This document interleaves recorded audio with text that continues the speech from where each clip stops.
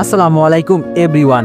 অন্ধমের ভালোবাসা গল্পে সিজন 2 9 নম্বর পার্ট। তো চলো বেশি কথা না কইয়া গল্প শুরু করা যাক। সুরাইয়ার কাছে এসে টাকা চাইলো তার স্বামী। সুরাইয়া বলল, আমি টাকা কোথায় পাবো? সুরাইয়ার স্বামী বলল, তোর কাছে না থাকলে বাপের বাড়ি থেকে নিয়ে আসবি। সুরাইয়া বলল, বাপের বাড়িতে আমার কিছু থাকলে তো আনবো, নিজের ভাগটুকু তো সেই কবেই বুঝে নিয়ে এসেছি, এখন কার ভাগে হাত দিব গিয়ে? সুরাইয়ার স্বামী বলল, সেটা আমি জানি না, আমার টাকা লাগবে, টাকা চাই। সুরাইয়া বলল, আমি 1 টাকাও দিতে পারবো না। দুজনের মধ্যে কথা কাটাকাটির এক পর্যায়ে শুরু হলো ধস্তাধস্তি। টাকা না পেয়ে সুরাইয়াকে বেদম পেটাতে লাগলো তার স্বামী। সারা শরীর রক্তবর্ণ হয়ে উঠল, মুখ দিয়ে বেরিয়ে এলো অসহ্য আত্মদান। পাড়া প্রতিবেশী ছুটে এসে কোনো রকম উদ্ধার করলো তাকে। সুরাইয়ার গায়ে তখনও জখমের দাগ, চোখে কান্না জমে আসে অথচ শুকনো, দুঃখে পাথর হয়ে গেল, চোখেও আর পানি আসে না। বিছানার কোণে বসে সে নিঃশব্দে ভাবছিল, এই সংসারটা কি আসলেই তার ঠাঁই, নাকি শুধু এক দীর্ঘ শাস্তি? মাঝে মধ্যে ইচ্ছে করে সব ছেড়ে বাপের বাড়ি চলে যাই, কিন্তু কিসের ধরে যাব? যেই বাড়ির কড়িকাঠ থেকে নিজের অংশটুকু তুলে এনেছি, আর তো কিছুই নেই সেখানে। নিজের অধিকারের টুকরোটুকু যখন নিজ হাতে তুলে নিয়েছি, তখন আর ফেরার পথ থাকে না। তবু মনে হয় যদি সেদিন ভাগনা নিতাম, হয়তো আজ বুক ফুলিয়ে বলতে পারতাম, এই বাড়িতে আমার ঠাঁই আছে, এই ঘরে আমার আশ্রয় আছে। সুরাইয়ার ঠোঁটে তখন কঠিন হাসি। সব পেয়েও কিছু মানুষ নিঃস্ব থেকে যায়, আর সব ছেড়ে দিয়েও কিছু মানুষ অন্তরে শান্তি পায়। এভাবেই কিছু ভাগ্য অঙ্কে লেখা থাকে, শুধু বঞ্চনার কালি দিয়ে। ভাগের টাকায় যখন সংসার ভরেছি, তখন তো আর ফেরার পথ রাখিনি, সুদে আসলে হিসেব করে সব বুঝে এনেছিলাম। তবু এভাবে মার খাওয়ার জন্য তো নয়। এই জন্যই বলে বাপের বাড়ির ভাগ বুঝে নিতে নেই। এইসব শুধু কাগজে কলমে হিসেব, আসলে এইসব পাপ। কেটে গেছে 2টি বছর। রাতের নিস্তব্ধতায় দীপুর বুকের উপর মাথা রেখে চুপচাপ শুয়ে আসে রিয়া। চারপাশ নিঃশব্দ, কেবল দূরে কোথাও একটানা ঝিঝি পোকার ডাক। হঠাৎ নিঃশব্দতা ভেঙে রিয়া মুখ তুলে বলল, আচ্ছা, আমরা যদি এরকম একটা একতলা ছোট্ট বাড়ি বানাই কেমন হয় বলুন তো? দীপু মৃদু এসে তার কপালে হাত রাখল। যেখানে 3 বেলা মুখে খাবার তুলে দিতেই হিমশিম খায়, সেখানে আবার বাড়ি করা? মাটির উপর দাঁড়িয়ে আকাশ ছোঁয়ার কথা ভাবছো? রিয়া বলল, স্বপ্ন দেখতে তো আর ট্যাক্স দেওয়া লাগে না, তাই না? দীপু বলল, হ্যাঁ, দেখে যাও, স্বপ্ন দেখার উপর কারো অভিযোগ নেই।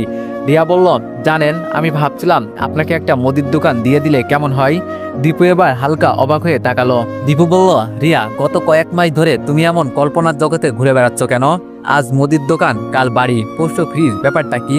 রিয়া একটু হাসলো, তারপর গম্ভীর স্বরে বলল, আমি একটা সমিতিতে নাম লিখিয়েছি। দীপু বলল, সমিতি? কিসের সমিতি? রিয়া বলল, এই পাড়ার আশেপাশের মহিলারা মিলে মাসিক চাঁদায় একটা সঞ্চয় করেছে, তাতে আমি 2টো নাম দিয়েছি, আর মাত্র কয়েক মাস পরেই সেটা শেষ হবে। দীপু ঠোঁট চেপে হাসি চাপল, 100 না 200 দিয়ে স্বপ্নের প্রসাদ তুলবে বুঝি?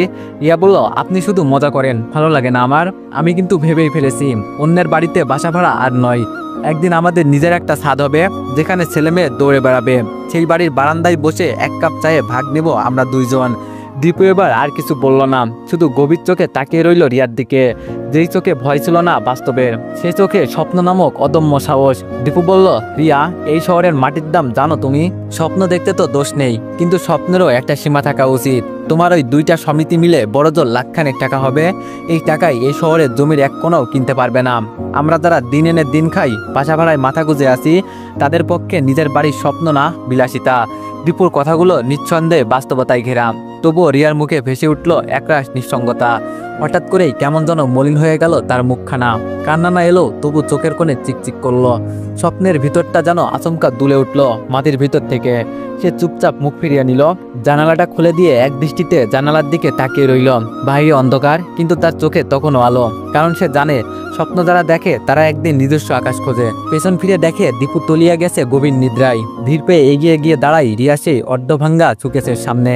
সাবধানে কাপড়টা সরিয়ে নিচ থেকে বের করলো একটি ছোট পুটলি, যার ভিতরে লুকানো টিনের তালাবদ্ধ একটি বাক্স, উপরে কেবল একটি ছোট ছিদ্র। এটাই তার একান্ত সঞ্চয়, তার নিরলস পরিশ্রমের মাটি ঘেঁষা ফল। সবজি বিক্রির 1 টাকা পয়সাও সংসারে ব্যয় করেনি। হাঁপিয়ে ওঠা সংসারে খুঁটিনাটি চালিয়ে গেলেও এই বাক্সে হাত তোলেনি কখনো। সপ্তাহে 2 দিন করে সবজি বাছাই করে ব্যাগে ভরে নিয়ে যেত বাজারে, পাইকারির হাতে তুলে দিয়ে ফিরত নিঃশব্দে। কখনো কখনো পাইকারি নিজে এসেই নিয়ে যেত জিনিসপত্র। রিয়া ধীরে ধীরে পুটলিটা কোলে তুলে বসে পড়ল মাটিতে। বাক্সটা ছোট ছিদ্র দিয়ে প্রতিবার টাকা ঢোকানোর সময় মনে মনে একটা কথাই বলেছে, আজ না পারি, কাল ঠিক পারবো। একদিন একদিন আমাদেরও হবে নিজের একটা ঘর। কতদিন ধরেই তো এই সংগ্রাম, সকালে বাজার তরকারি, সন্ধ্যায় ঘরের কাজ, রাতে স্বামীর অপেক্ষায় দরজার দিকে চেয়ে থাকা। তবুও অভিযোগের এক ফোঁটা শব্দ উচ্চারিত হয়নি তার ঠোঁটে। দীপু জানে না এই বাক্সে আটকে আছে রিয়ার প্রতিটা স্বপ্নের চাবিকাঠি। সে জানবেই বা কিভাবে। ভোরে বের হয় গ্যারেজে, ফিরতে ফিরতে রাত গড়িয়ে যায়। দরজায় টোকা দিতেই গরম ভাত আর ক্লান্ত শরীরে আশ্রয় তার জন্য প্রস্তুত থাকে।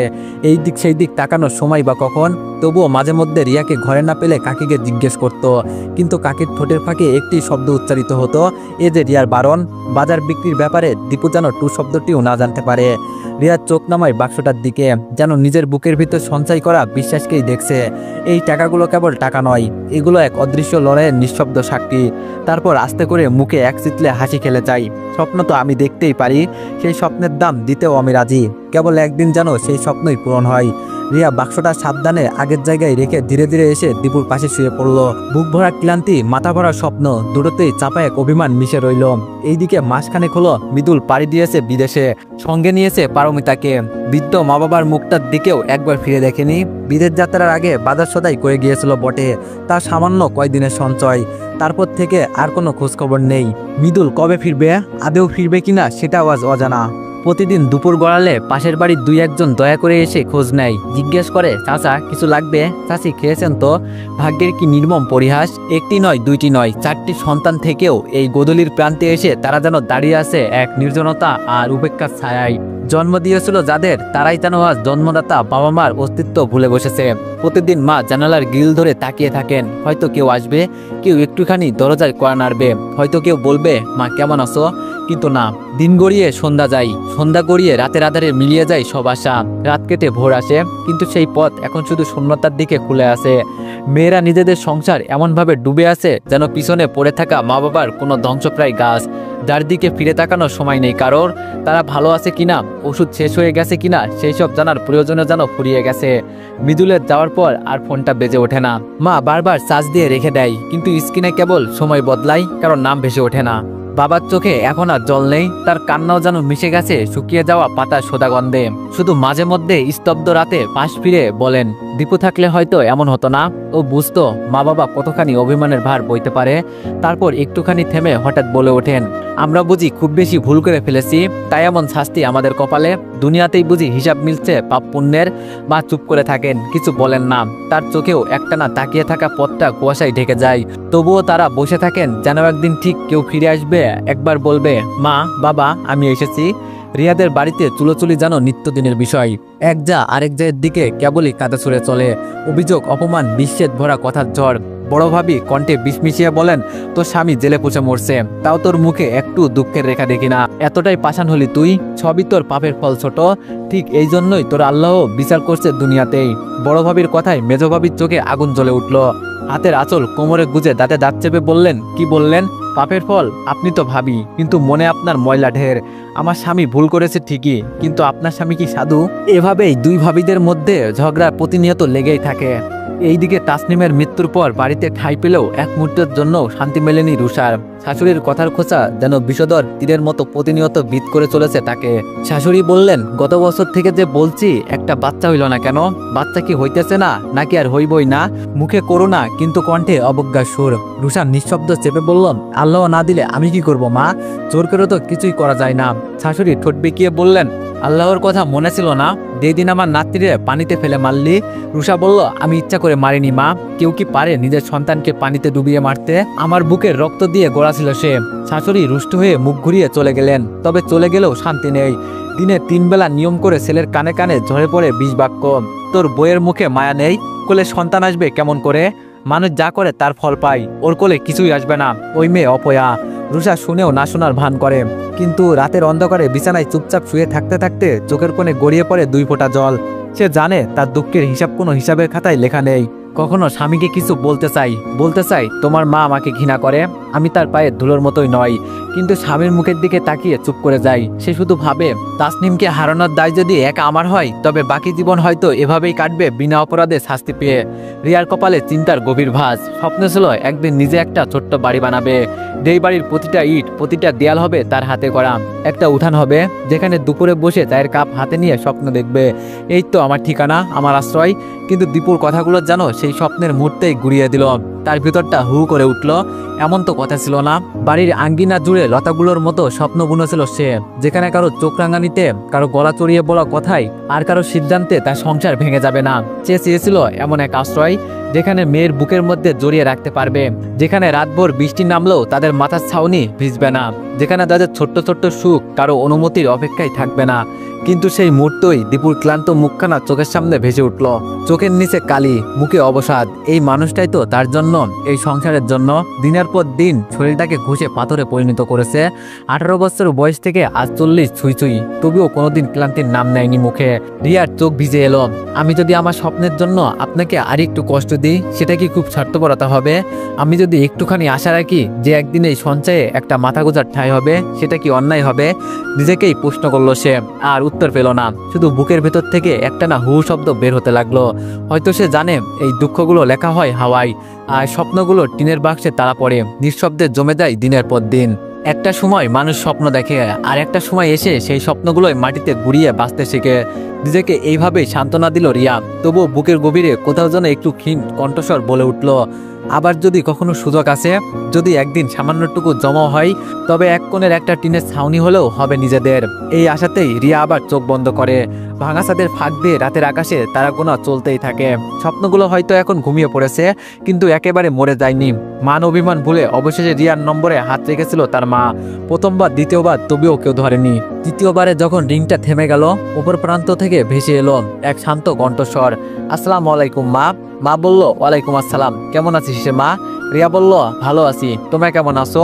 মায়ের কণ্ঠটা কেঁপে উঠল, যেন বহুদিন জমে থাকা কান্না গলায় আটকে আছে। ভালো নেই রে মা, জানি না কোন পাপের ফল ভোগ করছি। তুইও চলে গেলি, একবারও ফোন করিস না। তোর মেজো ভাইকে পুলিশে তুলে নিয়ে গেছে, চোরাই ফোনের মামলা। 2 বছর কেটে গেল, এখনো কোনো হদিশ নেই। আর বাড়ির ভিতরটা, ভেবেছিলাম সংসার একটা শান্তির জায়গা হবে, সে আশা কবেই ভেঙে চুরমার। তোর 2 ভাবি একে অপরে চুল ছিঁড়ছে প্রতিদিন, ঘরের শান্তি এখন ঠোঁটের হাসিতেও নেই। তোর বড় ভাই তো বলে দিয়েছে সে আর কাউকে খাওয়াতে পারবে না। এই বৃদ্ধ বয়সে তোর রহমান চাচার কাছে বিক্রি করার জমির টাকা দিয়ে কোনো রকমের দিন পার করছি। রিয়া কিছু বলে না, শুধু নিঃশব্দ দীর্ঘশ্বাস ফেলল। প্রান্তের নীরবতা ভেদ করে মা আবার বললেন, কিরে রিয়া, চুপ করে রইলি যে? রিয়া বলল, সময় বদলায় মা, আর সময়ের সাথে সাথে বদলায় মানুষও। একদিন যে সময়কে তুচ্ছ ভেবেছিলে, আর সেই সময়ই তোমাদের আয়নায় দাঁড় করিয়েছে। সেই দিন যদি সামান্য সহানুভূতিও দেখাতে, দীপুর হাতে 1 গ্লাস পানিও যদি দিতে, তাহলে হয়তো আজ তোমাদের এমন দিন দেখতে হতো না। খারাপ সময় যখন আসে মা, তখন মানুষকে আর মুখোশে লুকিয়ে রাখা যায় না, সব সত্য বের হয়ে আসে। মা নিঃশব্দে ফোনটা কানে চেপে রাখলেন, কিছু বললেন না আর, শুধু চোখ বেয়ে এক ফোঁটা অশ্রু নামলো থেমে থাকা সময়ের মতো। রিয়া বলল, আচ্ছা মা, ফোন রাখি, স্নেহাকে গোসল করিয়ে খাওয়াতে হবে। রিয়া ফোন রাখতেই মা যেন চুপচাপ দেয়ালের দিকে তাকিয়ে বসে থাকলেন কিছুক্ষণ। হঠাৎই বাইরের উঠানের দিকে তাকিয়ে দেখতে পেলেন কোনো ফোন কল, কোনো আগামবার্তা ছাড়াই বাড়ির গেট পেরিয়ে ভিতরে ঢুকছে একটি পরিচিত অবয়, তার মেজো ছেলে। হিনগাই দেহ, চোখে গভীর ক্লান্তি। ছেলেকে দেখে কাঁপা গেয়ে ছুটে গেলেন মা, বুকের ভেতর গুমুট কান্না নিয়ে জড়িয়ে ধরলেন তাকে। আমার বাবা, তুই ফিরে এসেছিস? ছেলে বলল, মা আমি ভালো নেই, কারাগারে কষ্ট হয়েছে অনেক, কিন্তু সবচেয়ে বেশি কষ্ট পেয়েছি তোমাদের কথা ভেবে। মা যেন হাউমাউ করে কেঁদে উঠলেন। অনেক বছর জমে থাকা যন্ত্রণাগুলো, অবহেলাগুলো একসাথে গলে গিয়ে সেই কান্নায় পরিণত হলো। কিছু সময় চুপচাপ দাঁড়িয়ে থেকে হঠাৎই হড়হড় করে বমি করে দিল রিয়ার মেজো ভাই। সারা শরীর কাঁপছে থরথর করে, চোখে মুখে ক্লান্তির ছাপ, ঠোঁট শুকিয়ে ফেটে গেছে। এতদিন ঠিকমতো খাওয়া দাওয়া হয়নি, ঘুম তো দূরের কথা। এরই মাঝে একবার পালাতে গিয়ে ধরা পড়েছিল, তখন যে কি নিষ্ঠুর মার খেয়েছে তা কেবল ওর শরীরের দাগগুলোই সাক্ষী। নিচ থেকে 2 জন পুলিশ ছুড়ে দিয়েছিল গাড়ির ছাদে, সেখান থেকে গড়িয়ে পড়ে গিয়েছিল রাস্তায়, মাটির সঙ্গে মিশে গিয়েছিল নিঃশেষ হয়ে। এখনো সেই ব্যথাগুলো শরীরে গেঁথে আছে, দাঁড়িয়ে থাকা শক্তিটুকু যেন ফুরিয়ে গেছে। হঠাৎ একগাল হাওয়া বইল, তারপরই চোখে অন্ধকার। মা ছেলের কাঁধে হাত রেখে বললেন, এসো বাবা, ঘরে এসো, তোমাকে আর কোথাও যেতে দেব না, অনেক হয়েছে। মেজোভাবে জড়িয়ে ধরে ফুপিয়ে উঠলেন, তুমি জানো না আমার কতটা ভেঙে পড়েছিলাম। আমি বিশ্বাসই করতে পারিনি তুমি এমনভাবে হঠাৎ হারিয়ে যাবে। এক একটা রাত যেন কয়েকটা বছর। কি খেয়েছো, কোথায় ছিলে, তোমার এই হাল কেন? মা থামিয়ে দিয়ে কাপা গলায় বললেন, বৌমা, এখন এইসব জিজ্ঞেস করো না। ছেলে আমার আদমরা হয়ে ফিরেছে, শরীরে দানা পানি নেই, বুকের পাঁজর গোনা যাচ্ছে। মা বালিশ এনে ছেলের পিঠে ঠেকিয়ে দিলেন, তুই আয়, মাথা রাখ আমার কোলে। যা চলে গেছে তা চলে গেছে, এখন শুধু তোকে আগলে রাখবো বাবা। সেই দিন যেন অনেক বছরের ঘুম এনে দিল মায়ের কোলে। বুকের গভীরে জমে থাকা সব অশ্রু সেই রাতে বৃষ্টির মতো ধরল, কিন্তু মা শুধু ছেলের কপালে হাত বুলিয়ে যেতে থাকলেন নীরবে, শান্তভাবে, যেন পৃথিবীর সব দুঃখকে শুয়ে ছেলেকে আবার বাঁচিয়ে তোলার এক প্রচেষ্টা। ক্লান্ত শরীর নিয়ে মায়ের কোলেই ঘুমিয়ে গেল ছেলেটা। মেজভাবে চুপ করে দাঁড়িয়ে রইলেন, শুধু চোখের জল মুছতে মুছতে ছায়ার মতো অনুসরণ করলেন দুইজনকে। ঘর জুড়ে যেন থমথমে পরিবেশ, অথচ সে নীরবতা, বুকের ভেতর কান্নার শব্দ ছড়িয়ে আছে, অভিযোগহীন, নিঃশব্দ কিন্তু বুক ফাটানো। রাতের নিস্তব্ধতা ভেঙে রিয়া মুখ ঘুরিয়ে দীপুকে বললাম, একটা অনুরোধ করি, রাগ করবেন না। দীপু চোখ মিলে তাকিয়ে হাসলো আর বললাম, আবার কি শুরু করলে? রিয়া বলল, দুটো গরু কিনে দিন না আমায়, আমি গরু পালতে চাই, খুব ইচ্ছা হয়। দীপু মুখ শক্ত করলাম, কিন্তু তাতে রিয়ার আগ্রহ একটু ভাটা পড়ল না। দীপু বললাম, রিয়া, এইসব ছেলে মানুষই বাদ দাও, তুমি জানোই তো গ্যারেজের কাজের পর আমার সময় কোথায়। দিন শুরু হয় ভোরে, ফিরি কখন? রাত 10টা 11টায়। তারপর তো শরীরটাও ক্লান্ত হয়ে পড়ে। রিয়া উঠে বসে হাত রাখলো দীপুর বুকের ওপর। রিয়া বললাম, আপনাকে কিছু করতে হবে না, শুধু সকালে ঘাস পাতা একটু কেটে দিয়ে যাবেন, বাকিটা আমি দেখব। আমাদের ছোট্টই উঠোনে ওরা দাঁড়িয়ে থাকবে, যেন দেখলেই মনটা ভরে যাবে। দীপু চোখ বুজে দীর্ঘশ্বাস ফেললো। সে জানে রিয়া যখন জেদ ধরে তখন তাকে না বলাটা খুব কঠিন। দীপু বলল, তাহলে ঠিক আছে, কাল গ্যারেজে যাওয়ার সময় আব্দুল ভাইয়ের খোঁজ নিব, যদি কোনো ভালো জাতের গরু মেলে। রিয়ার মুখ ভর্তি হাসি ফুটে উঠল। সে দীপুর বুকের উপর মাথা রেখে ধীরে বলল, আপনি জানেন গরু পালার শখ না আমার ছোটবেলা থেকেই। দীপু চুপচাপ ঘরের সিলিংয়ের দিকে তাকিয়ে রইল। একসময় বলল, তুমি শুধু স্বপ্ন দেখো, আমি পাশে থাকবো যতদিন শরীরে শক্তি আছে। ঘরের কোণ থেকে আদো আলো এসে পড়ছিল তাদের মুখে। দুজনের মাঝে অদৃশ্য এক আশার আলো তখন ধীরে ধীরে জ্বলে উঠছিল। সকাল প্রায় 7টা বাজে। গ্যারেজের সামনে লোহার শেডটা আধ ভাঙা রোদে ঝলমল করছিল। দীপু আজ একটু তাড়াতাড়ি বের হয়েছে, চোখে মুখে ক্লান্তি থাকলেও মনে আজ অন্যরকম জেদ। গ্যারেজ মালিক তখন টুলে বসে চা খাচ্ছিলেন। দীপুকে এভাবে মুখ গম্ভীর করে এগিয়ে আসতে দেখে একটু চমকেই উঠলেন। গ্যারেজ মালিক বলল, এই দীপু, কিরে সকাল সকাল কেমন যেন গম্ভীর লাগছে তোকে? দীপু মাথা নিচু করে বলল, কাকা, আসলে একটা কথা ছিল, আবার আপনার কাছে কিছু চাইতে আমার নিজেরই খুব খারাপ লাগে। সবসময় এটা ওটা চাওয়ার লেগেই থাকে, কিন্তু অভাবের সংসার, রিয়ার বাইনা, কি করব বলুন? গ্যারেজ মালিক কৌতূহল নিয়ে বললেন, কি বলবি সোজা করে বল। দীপু গলা নামিয়ে বলল, আপনার পিছনের যে পুরনো ভিটাটা আছে, ওখানে যদি একটা ছোট্ট গোয়ালঘর বানাতে দিতেন, রিয়ার খুব ইচ্ছা দুটো গরু কিনবে। কাকা ভুরু কুচকে তাকালেন, মুখে ভেসে উঠল দ্বিধা। এই জায়গায় গরু রাখবি? দীপু, জায়গাটা আমাদের দরকার পড়ে অনেক সময়, আর দুর্গন্ধ হলে তো সমস্যা হবেই। দীপু তড়িঘড়ি করে আশ্বাস দিল, না কাকা, আমি খেয়াল রাখবো, প্রতিদিন পরিষ্কার করব, কারো কষ্ট হোক এমন কিছু করব না। আপনি শুধু জায়গাটা দেন, বাকি সব আমি দেখব।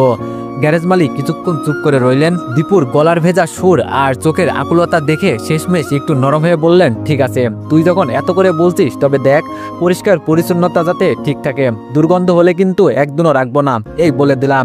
দীপু হাত ছেড়ে একটা প্রশান্তির হাসি দিল। আপনার কথা মাথায় রেখেই চলবো কাকা। রিয়ার মুখে একটু হাসি দেখতে চাই, তার স্বপ্নের ঘর, একটা ছোট্ট ঘর, এই আবদার আমি ফেলে দিই কি করে? সকালটা যেন হালকা রোদে মোড়া নতুন আশার আলো নিয়ে হাজির হলাম।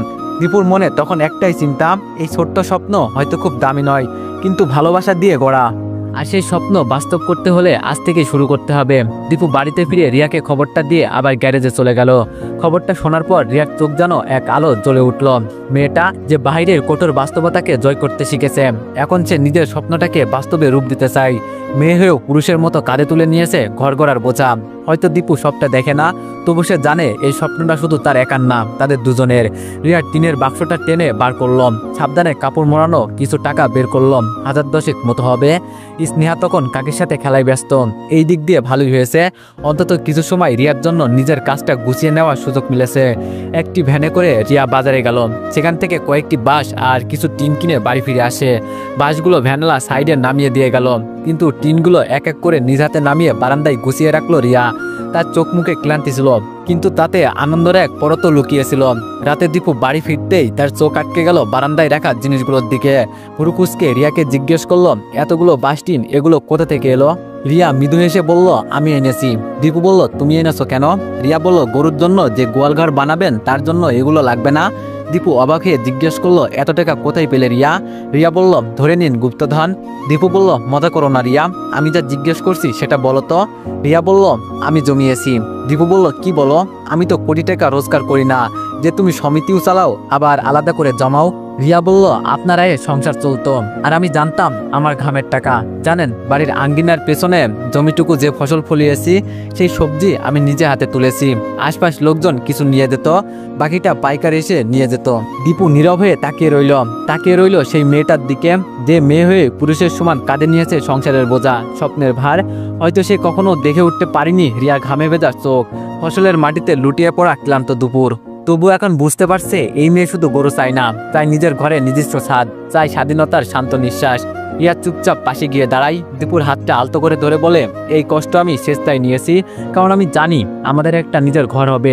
সেই দিন ঘুমিয়ে পড়বো মাথার উপর নিজের ছাদ নিয়ে, সেই দিন বুঝবো হ্যাঁ আমি সফল। দীপু আর কোনো কথা খুঁজে পাই না, শুধু গভীর এক শ্রদ্ধার দৃষ্টি দিয়ে রিয়ার দিকে তাকিয়ে থাকে। এই নারী তার রিয়া, কেবল তার স্ত্রী নয়, তার স্বপ্নের সবচেয়ে সাহসী সহযাত্রা। তো এভরিওয়ান, নেক্সট পার্টের জন্য সবাই অপেক্ষা করো, আর সবাই একটু বেশি বেশি লাইক আর কমেন্ট করে দিও। ধন্যবাদ।